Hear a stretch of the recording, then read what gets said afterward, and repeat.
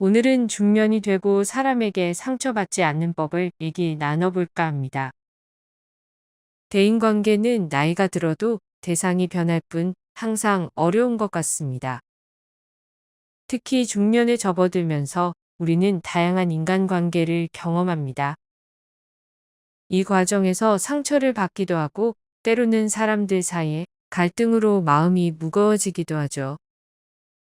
하지만 스스로의 마음을 지키고 평화로운 삶을 유지하는 방법은 분명히 존재합니다. 오늘은 이를 위한 몇 가지 실질적인 조언을 깊이 있게 다뤄보겠습니다. 첫 번째, 자신의 가치를 인식하기. 타인의 평가에 자신의 가치를 의존하지 않는 것이 중요합니다. 누군가가 당신을 인정해주지 않는다고 해서 당신의 가치가 줄어드는 것은 아닙니다. 스스로의 강점에 집중하세요. 당신이 잘하는 것, 즐겁게 할 수 있는 일을 목록으로 작성해 보세요. 예를 들어 요리, 글쓰기, 문제 해결 능력 등은 당신만의 특별한 자산입니다. 그리고 자신을 위해 작은 성취를 축하해 주세요. 매일 작은 목표를 설정하고 이를 이룰 때 스스로 칭찬하세요. 내가 이걸 해냈구나라는 자기 확신이 쌓이면 외부의 비판이 덜 아프게 느껴집니다. 사소하지만 소소하게 미소도 짓게 되는 좋은 습관입니다. 두 번째, 기대치를 조율하기. 우리는 종종 타인에게 너무 많은 것을 기대합니다. 하지만 사람은 저마다 다른 배경과 관점을 가지고 있습니다. 그러니 현실적인 기대를 설정하는 것이 중요합니다. 상대방이 완벽하지 않다는 것을 받아들이세요.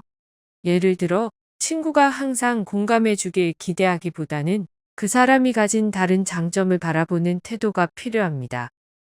사람에게 기대치를 낮춘다는 것은 포기가 아닙니다. 기대를 조율하는 것은 더 균형 잡힌 관계를 위해 그 사람과 오래 관계를 유지하기 위한 노력입니다. 세 번째, 감정적 거리 두기. 상대방의 말이나 행동에 과도하게 감정적으로 휘둘리지 않는 것이 중요합니다. 호흡 훈련으로 마음의 평화를 찾으세요. 감정이 고조될 때는 깊게 숨을 들이쉬고 천천히 내쉬며 자신의 감정을 진정시키세요. 이는 즉각적인 반응을 줄이고 이성적으로 상황을 바라보는 데 도움을 줍니다. 실제로 몇 번 적용했을 때 마음이 조금은 편해지는 것을 느낄 수 있을 것입니다. 그리고 내 문제와 상대의 문제를 구분해 보세요. 상대의 부정적인 말이 나와 관련 없음을 이해하세요. 이는 그 사람의 관점이나 경험에서 나온 것이지 나의 본질을 평가하는 것이 아닙니다. 당신의 잘못이 아니니 자신을 도닥여 주세요. 네 번째, 소통과 경계를 설정하기. 건강한 관계를 유지하려면 자신의 한계를 분명히 하고 이를 상대에게 전달하는 것이 필요합니다. 이후 명확하게 표현해 주세요. 나는 이런 상황에서 이렇게 느껴진다라고 솔직하게 말하는 습관을 들이세요. 예를 들어, 내가 내 말을 자주 끊을 때 나는 존중받지 못한다고 느껴라고 말할 수 있습니다. 그리고 경계를 설정하고 지켜주세요. 모든 요청에 예라고 대답할 필요는 없습니다.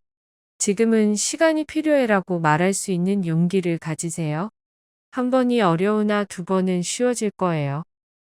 다섯째, 용서와 내려놓기. 용서는 타인을 위한 것이 아니라 자신의 내면 평화를 위한 것입니다. 용서의 의미를 재정의해 보면 용서는 상대방이 옳았다는 것을 인정하는 것이 아닙니다. 오히려 그 사람의 행동으로부터 나를 해방시키는 과정입니다.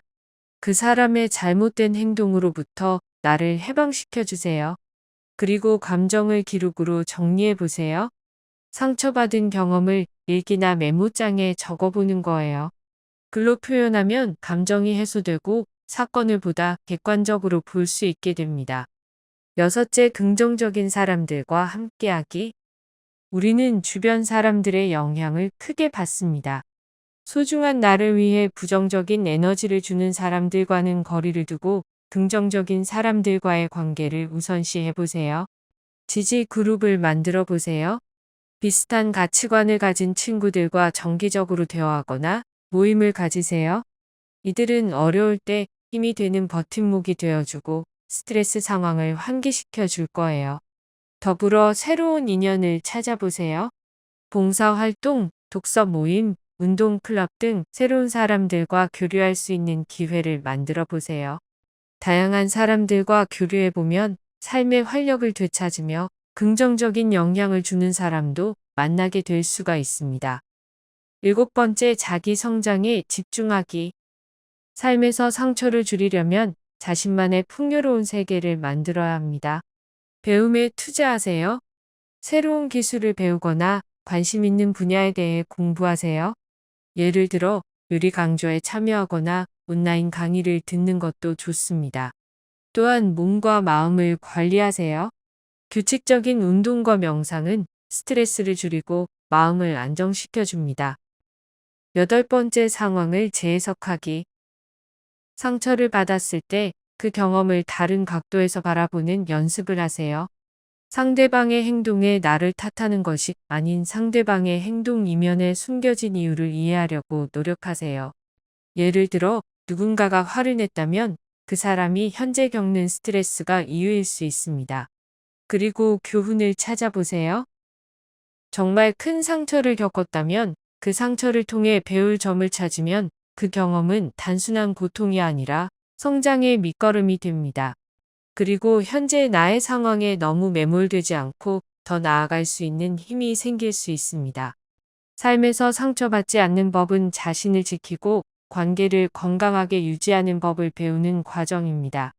중요한 것은 당신의 내면을 강하게 만드는 데 집중하는 것입니다. 위의 방법들을 조금씩 실천하며 평화로운 중년의 삶을 만들어 가세요. 당신은 그럴 자격이 충분히 있습니다.